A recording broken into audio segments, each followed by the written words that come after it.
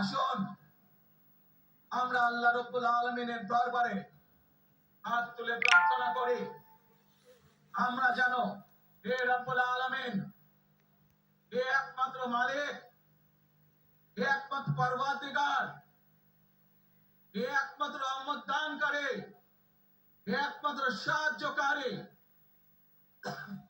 আজ আপনি যদি আমাদেরকে রহমত দেন, তাহলে আমরা এই দেশের মানুষ কঠোর পরিশ্রম করার মাধ্যমে আমাদের প্রত্যাশিত বাংলাদেশকে গড়ে তুলতে পারবো।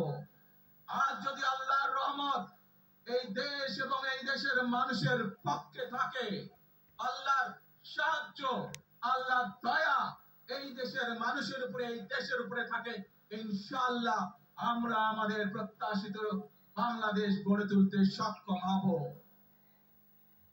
প্রিয় ভাই বোনেরা, আজ আসুন আমরা সকলে মিলে প্রতিজ্ঞা করি, আমরা সকলে মিলে প্রতিজ্ঞা করি যে